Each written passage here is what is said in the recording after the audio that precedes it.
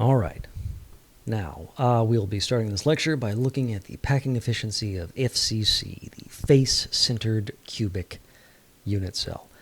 This one is quite a bit simpler than the body-centered cubic because the line where the atoms all touch one another goes right across the face of the cell. Okay, so you have R, or 4R going across that line there. So we once again take advantage of the Pythagorean theorem, where 4R, quantity squared, equals L squared plus L squared, or 2L squared equals 16R squared, L squared equals 8R squared, L equals 2R root 2. Unfortunately, there's no way to really make things super duper simple moving forward. Wish we could. But we're going to have that square root of 2, and we're going to end up rationalizing. All right, now, how many atoms are inside this cell? Well, I drew it this time to be somewhat accurate. There's one atom on each corner, and there's one atom in the middle of each face. So 8 corners times 1/8 equals 1. 6 atoms times 1/2. There are 6 faces to a cube, 6 sides to a die. And 1/2 because they're shared between 2 cells. So 6 times 1/2 is 3. 1 plus 3 is 4. So, once we plug that in, we have 4 atoms times 4/3 pi r cubed divided by L cubed, but L is 2r root 2. So 2r root 2 cubed.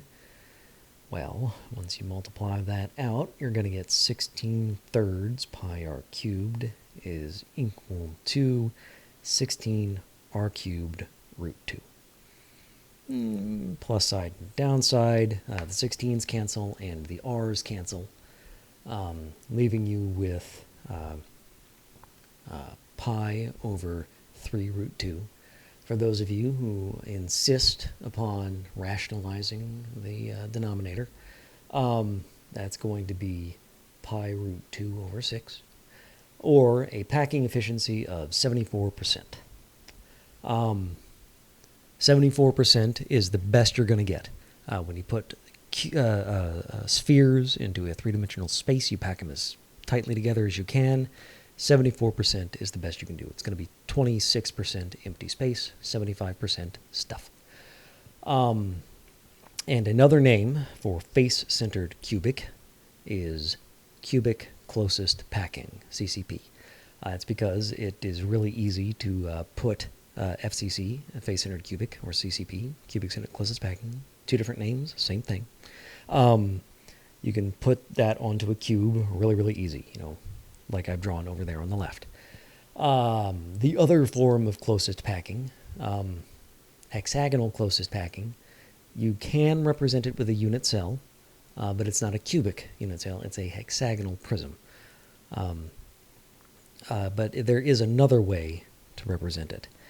Now, I really wish I had a great drawing program and the ability to draw really well, because that would make this next bit a lot easier. But I'm going to soldier through, and therefore, so are you. So, here we have our first layer of atoms. Okay, you'll notice that they are nestled together, like that, because it's a 2-dimensional layer, of course. So the first row across as it is, the second row nestles into the gaps of the first row, the third row nestles into the gaps of the first row, or the second row. Okay. Now, you'll see we still have a number of holes left over. And this is where they are. And it is in those holes that our next layer of atoms is going to sit. But they are only going to cover half of those holes. Okay? So we go ahead and we draw our second layer of atoms. Okay? And they're represented in green. So bottom layer is yellow. Our second layer sitting on top of it is green. And you can see the same sort of offset pattern for the green layer as we had in the yellow layer, with each row nestled in the gaps of the other rows. And you can see here that it is covering only half of the holes. So the green holes have been covered up by the green atoms, and the blue holes have been left uncovered. Okay. So when it comes to the third layer, we have a choice. I'm not going to try and fill them in. This picture is messy enough already, but the third layer can go. The green layer also has holes, and it has two different holes. And the third layer can go in the set of holes that is right above the yellow layer. Okay, I'm representing that with X. Okay, that's red goes in the green holes that are above the yellow atoms, or it can go in a different pattern. So it goes above the holes we didn't fill before. Okay, so that you can have a red layer or a blue layer. And again, I'm not going to draw that.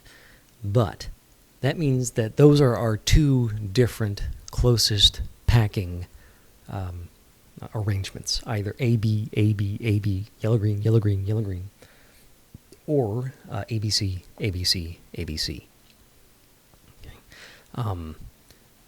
And I'm not going to make you memorize the fact that ABAB is hexagonal closest packing, HCP, or that ABC, ABC, ABC is cubic closest packing, or FCC.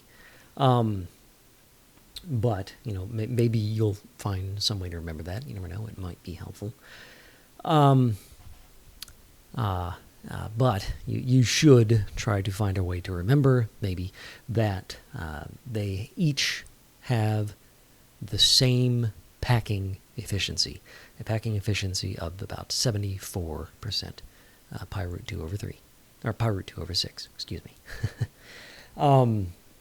And that is going to be it for the structures that we are definitely going to cover. There are a lot of structures. Far more than I could name off the top of my head. It's not like it's a small number, because you can get lots and lots and lots of different kinds of structures.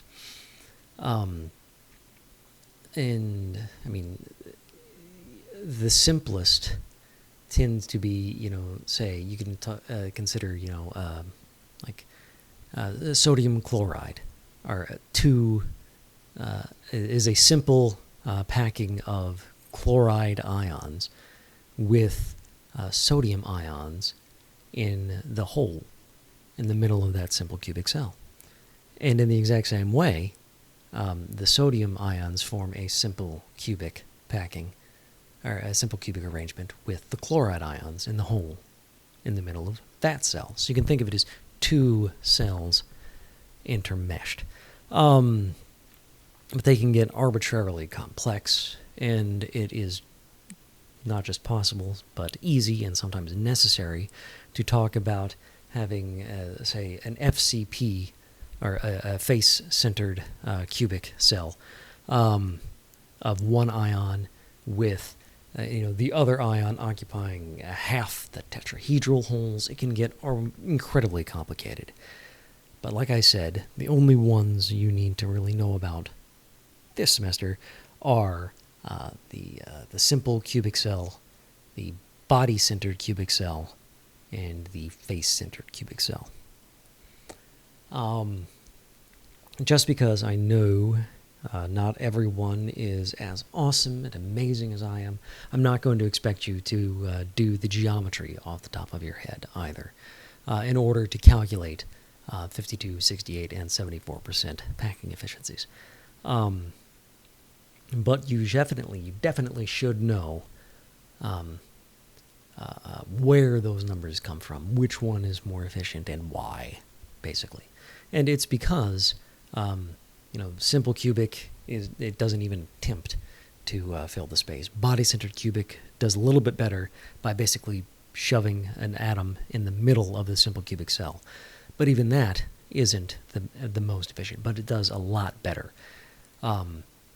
The difference going from simple cubic to body-centered cubic is 16%. The difference going from body-centered to face-centered is 6%. Okay? It's a much smaller change. So that is all we're going to look at for this particular lecture. When we come back, we'll be looking at Chapter 11 in the textbook.